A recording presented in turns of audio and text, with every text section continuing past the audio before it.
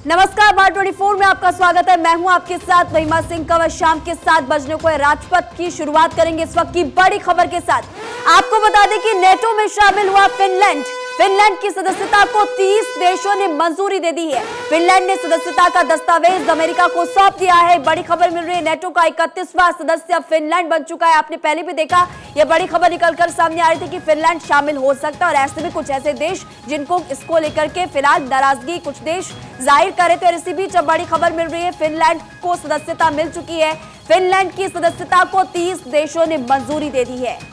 NATO में शामिल हुआ फिनलैंड, ये बड़ी खबर इस वक्त की। फिनलैंड की सदस्यता को तकरीबन 30 देशों ने मंजूरी दी और ऐसे में फिनलैंड ने सदस्यता का दस्तावेज अब अमेरिका को सौंप दिया है। नेटो का 31वां सदस्य अब फिनलैंड बन चुका है। इससे पहले 30 इसमें शामिल थे, अब एक और चुकी नेटो इसमें शामिल हो चुका है। नेटो में शामिल हो चुका है फिनलैंड और अब आपको बता दें कि 31वां फिनलैंड बन चुका है नेटो का सदस्य। बड़ी खबर फिलहाल मिल रही है।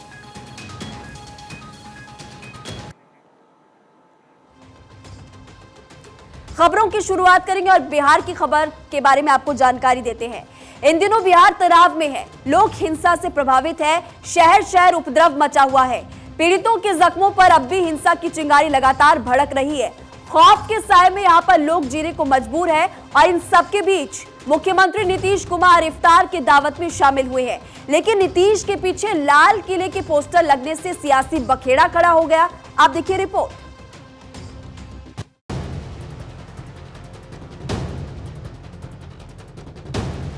रामनवमी के दिन से बिहार में जारी हिंसा खत्म होने का नाम नहीं ले रही है। बिहार सुलग रहा है, सत्ता से सवाल पूछे जा रहे हैं। आखिर कौन है जो इस हिंसा का जिम्मेदार है? बिहार सुलगता रहा, बिहार जलता रहा। इसी बीच नालंदा के हिंसा वाले दिन की नई तस्वीर सामने आई। ये तस्वीर नालंदा की है, जहां देखिए किस तरह उपद्रवियों द्वारा हिंसा की आग को भड़काया जा रहा है। एक एक चेहरे को गौर से देखिए। इसमें कई चेहरे शामिल हैं जो बस्तियों को आग के हवाले कर रहे हैं। हिंसा की आंच 100 घंटों के बाद भी ठंडी नहीं पड़ी है। लोग अब भी डर के साए में रहने को मजबूर हैं। 31 मार्च को जब दंगे भड़के तो उसकी जद में केवल हिंदुओं के घर ही नहीं आए, मुसलमानों के भी घर आए और यहाँ कुछ हिंदू परिवारों के लोग रहते थे, वो यहाँ मौजूद थे। लेकिन जब दंगे भड़के तो उसके बाद वो लोग छोड़कर भाग गए। यहाँ के स्थानीय निवासी हैं, उनसे बात करते हैं। क्या हुआ यहाँ पे, बताइए। यहाँ पर सब मुसलमान लूट लिया, टोटल कुछ नहीं छोड़ा हम लोग को रहने के लिए, कुछ नहीं है। कौन लोग यहाँ रहते थे? यहाँ मैं हिंदुओं रहते से हम लोग 5 घर है, ये हैं 5 घर के मैं सामान लूट लिया। वो सब कब, कैसे, क्या हुआ, घटना के बारे में बताइए। घटना के बारे में बता रहे हैं कि वो सब जो हम लोग के हिंदू हैं वो सब इतने से नहीं आए, वो सब पूरा लूट के आया। हम लोग घर छोड़ के भागे, कैसे परिवार बचाया अपना। हम लोग का मैं सामान लग गया, कुछ भी नहीं छोड़ा है। हाँ, प्रशासन रहते भर में ही आग लगाया गया है। प्रशासन खड़ा हुआ करा कि जाइए लोग, आप लोग जान बचाइए। कितना घर आएगा, जान रहेगा तो हम लोग चलेंगे। नालंदा में सांप्रदायिक हिंसा के मामले में 130 से ज्यादा लोगों की अरेस्टिंग हो चुकी है। सीसीटीवी फुटेज के आधार पर तलाशी तेज है। रात के वक्त शांति बहाल करना अब भी प्रशासन के लिए बहुत बड़ी चुनौती बना हुआ है। देखिए, पूरी कोशिश हमारी पहले दिन से है कि अमन चैन वापस आए और अभी समाज की ओर से पहल की गई है सद्भावना यात्रा की। इसके माध्यम से संदेश दिया गया है कि जैसे हम लोग पहले रह रहे थे वैसे ही रहें, अफवाहों में यकीन ना करें, शांति बनाए रखें। यही प्रयास है हमारा और लगातार साथ साथ हम लोग कांडों में अनुसंधान कर रहे हैं, छापामारी कर रहे हैं और जो दोषी हैं उनके खिलाफ सख्त से सख्त कार्रवाई कर रहे हैं। उन्हें किसी भी हालत में बख्शा नहीं जाएगा। बात अगर बिहार शरीफ की करें तो यहां अब भी धारा 144 लागू है। पूरे जिले में इंटरनेट सेवाएं बंद हैं। नालंदा में 4 अप्रैल तक इंटरनेट सेवा बंद रहेगी।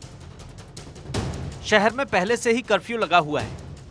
रोहतास में भी 4 अप्रैल तक सभी शिक्षण संस्थान बंद रहने के आदेश जारी किए गए हैं। बिहार में सिर्फ हिंसा की आग नहीं भड़क रही, कानून व्यवस्था भी सवालों के घेरे में है। 13 दिन में 6 बड़े रंगदारी के मामले सामने आ चुके हैं। ये सब भाजपाइयों का ये सेट है, एजेंडा चला रहे हैं। ये कौन सा तिलिस्म है? जब भाजपा सत्ता में रहती है तो मंगल राज, जब बाहर हो गई तो जंगल राज। आपराधिक घटना में कमी आई है जब से बीजेपी सत्ता से बाहर हुई है। आप देखिए बीजेपी शासित राज्यों में क्या है। नीतीश तेजस्वी की सरकार में कानून का राज है और कानून का राज से कोई कंप्रोमाइज़ नहीं किया जाएगा। एक और बिहार में हिंसा की आग सुलग रही है तो दूसरी ओर राजनीतिक चिंगारी भी भड़क उठी है। नालंदा और रोहतास में हुई हिंसा के मामले में AIMIM प्रमुख असदुद्दीन ओवैसी ने नीतीश सरकार पर जमकर निशाना साधा। ओवैसी ने कहा कि बिहार शरीफ में 100 साल पुराने मदरसे को जला दिया गया, एक मस्जिद की दीवार को डैमेज कर दिया गया। जो कुछ बिहार में हुआ है, बिहार शरीफ में, जहां पर एक 100 साला मदरसे अजीजिया को जला दिया गया, एक मस्जिद के मीनार को डैमेज किया गया और वहां पर एक टारगेटेड मुस्लिम माइनॉरिटी के दुकानों को निशाना बनाया गया, इससे साफ जाहिर है कि इसमें बहुत बड़ी प्लानिंग हुई है। और बिहार की नीतीश कुमार और तेजस्वी की सरकार को ये मालूम था कि नालंदा एक सेंसिटिव डिस्ट्रिक्ट है, नीतीश कुमार मुख्यमंत्री का होम डिस्ट्रिक्ट है, उसके बावजूद भी आप सासाराम में भी गड़बड़ हुई। तो ये सरासर बिहार में जो कुछ हुआ, ये सरकार के ऊपर जिम्मेदारी आयद होती है कि उन्होंने वायलेंस को रोका नहीं। ओवैसी ने तेजस्वी पर निशाना साधा, इस पूरी हिंसा को साजिश करार दे दिया। नीतीश कुमार और तेजस्वी यादव ये चाहते हैं कि मुसलमानों को बिहार के हमेशा एक उनके दिलों में खौफ पैदा कर दिया जाए। तो सुनिए, ट्वीट से काम नहीं होगा। आप सत्ता में हैं, आप मंत्री हैं, आप पावर शेयर कर रहे हैं, क्यों नहीं अभी तक आप और आपके चचा जाकर उस जगह का इंस्पेक्शन करते, उस मदरसे अजीजिया का, उस मस्जिद को जुटाने की कोशिश की गई थी।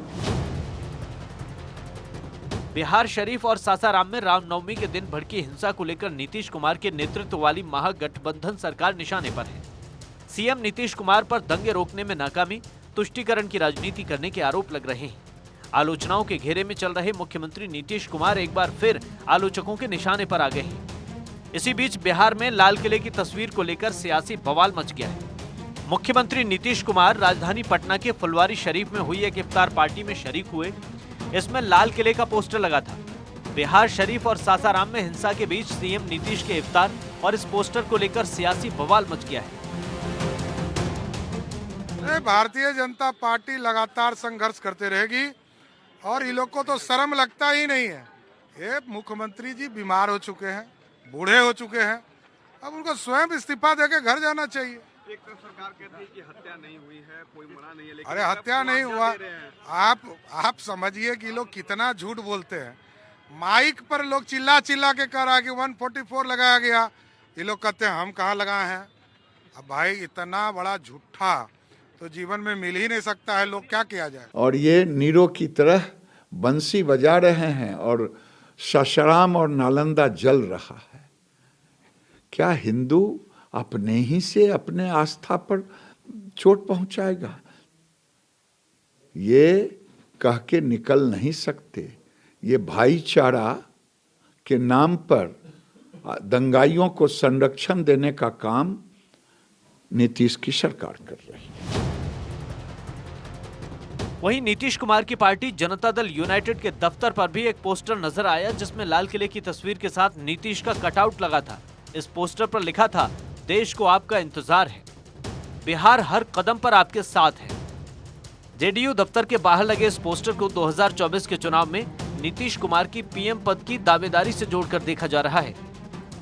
एक और बिहार हिंसा की ज्वाला में जल रहा है तो दूसरी ओर पोस्टर पर जारी सियासत ने बिहार में सियासी तूफान ला दिया है। Bureau report, Bharat 24।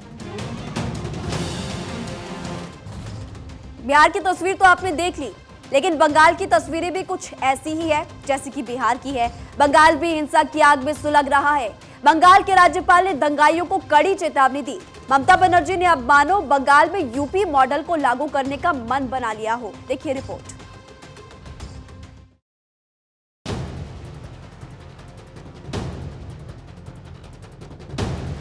एक और बिहार जल रहा है, दूसरी ओर बंगाल की तस्वीरें भी कुछ ऐसी हैं।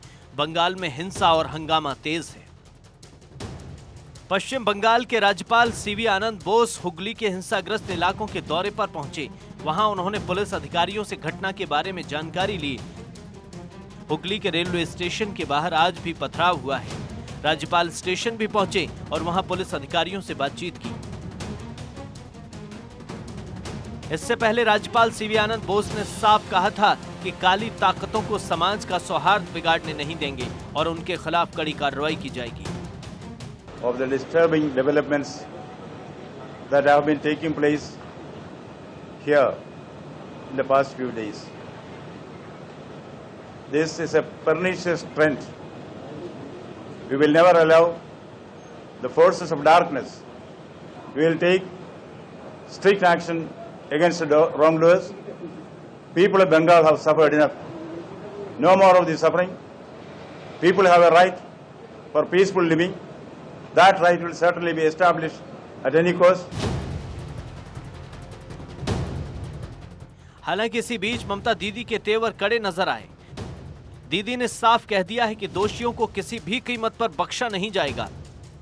ऐसा लगता है कि दीदी ने भी यूपी के योगी मॉडल को अपना लिया है, तभी तो उन्होंने भी अपराधियों की संपत्ति कुर्क करने के आदेश दिए हैं। हालांकि इस पूरे मुद्दे पर बीजेपी ममता सरकार पर हमलावर है। मीटिंग এসেছি আসবার জো নেই, সারাক্ষণ আমাকে পড়ে থাকতে হয় কখন বিজেপি গিয়ে কোথায় দাঙ্গা করবে। এরা বোঝে না বাংলার মানুষ দাঙ্গা ভালোবাসে না, দাঙ্গা করাটা বাংলার সংস্কৃতি নয়, দাঙ্গা আমরা করি না, মানুষ কখনো দাঙ্গা করে না। বিজেপির লোকেরা আজকে পারে না, তাই দাঙ্গা করবার জন্য বাইরের গুন্ডাদের ভাড়া করে নিয়ে আসে, এবং এটাকে আমি বলতে চাই দাঙ্গা নয়। लेकिन अपने ही देश में बंगाल और बिहार में जो स्थिति पैदा कर दो कि रामनवमी के समय भी आपको शांतिपूर्वक शोभा यात्रा ना निकलने दी जाए, आगजनी हो, पथराव हो, हत्या पर मजबूर कर दिया जाए, उस देश में जहां पर देश के प्रधानमंत्री दुनिया भर के देशों को कहते हैं this is not the era of war. 30 मार्च को बंगाल में शुरू हुई हिंसा की चिंगारी अब तक भड़क रही है। जहां एक और राज्यपाल ने प्रभावित इलाके का दौरा किया, तो दूसरी ओर प्रदेश अध्यक्ष सुकांता मजूमदार ने भी प्रभावित इलाके हुगली जाने की कोशिश की, लेकिन जब पुलिस ने उन्हें जाने से रोका तो वे धरने पर बैठ गए।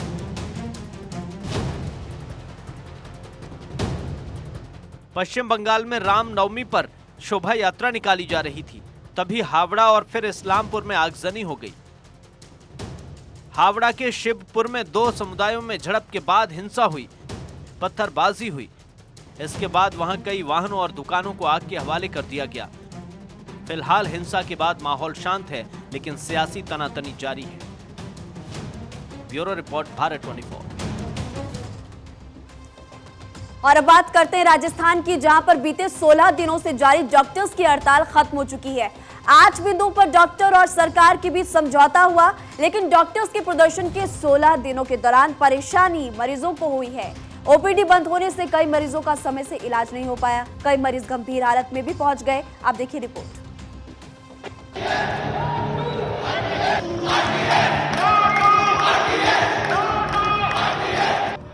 राजस्थान में 16 दिनों से जारी डॉक्टर्स की हड़ताल खत्म हो गई है।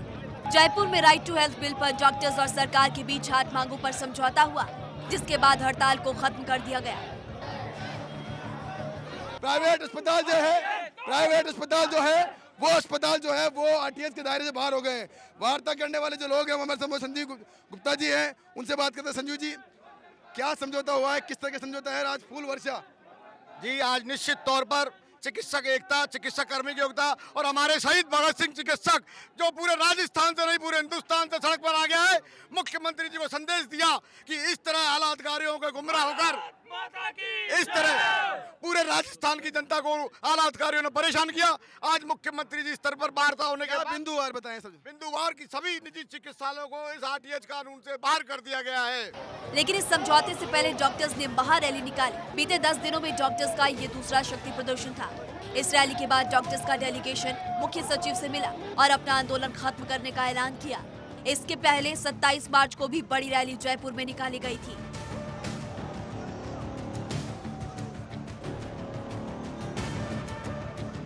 सरकार और डॉक्टर्स के बीच 8 बिंदुओं पर समझौता हुआ है, जिसमें 50 बिस्तरों से कम वाले निजी मल्टी स्पेशलिटी अस्पतालों को इससे बाहर करना, सभी निजी अस्पतालों की स्थापना सरकार से बिना किसी सुविधा की हुई है और रियायती दर पर बिल्डिंग को भी राइट टू हेल्थ अधिनियम से बाहर रखा जाएगा। ऐसे में सवाल है कि आखिर कौन कौन से अस्पताल होंगे जो इस बिल के दायरे में आएंगे।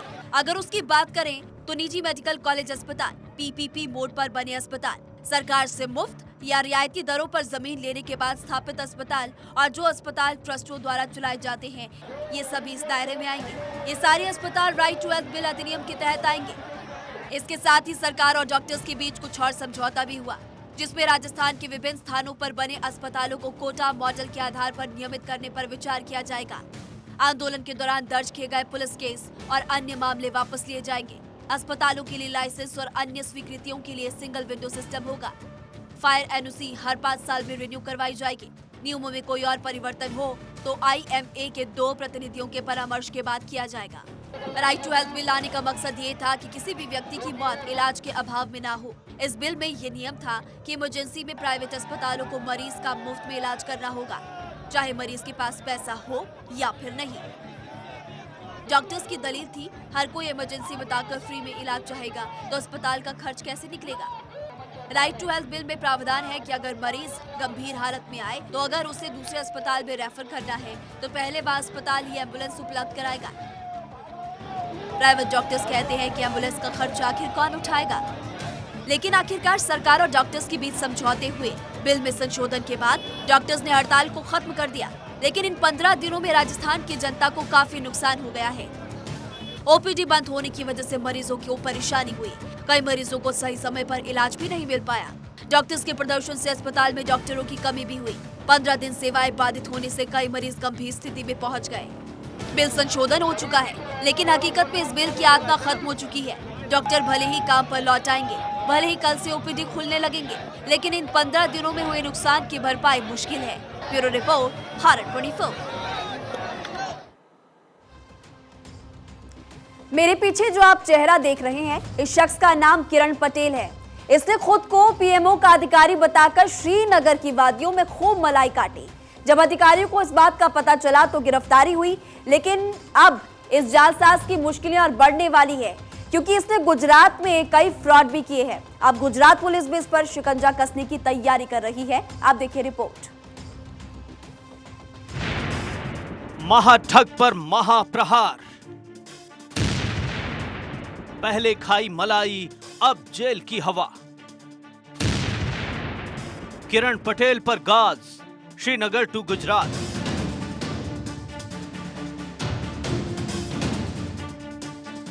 खुद को प्रधानमंत्री कार्यालय का अधिकारी बताने वाले जालसाज किरण पटेल की मुश्किलें अब और बढ़ने वाली हैं। कश्मीर की वादियों में फर्जी अधिकारी बनकर VVIP अतिथि का उसने खूब लुत्फ उठाया।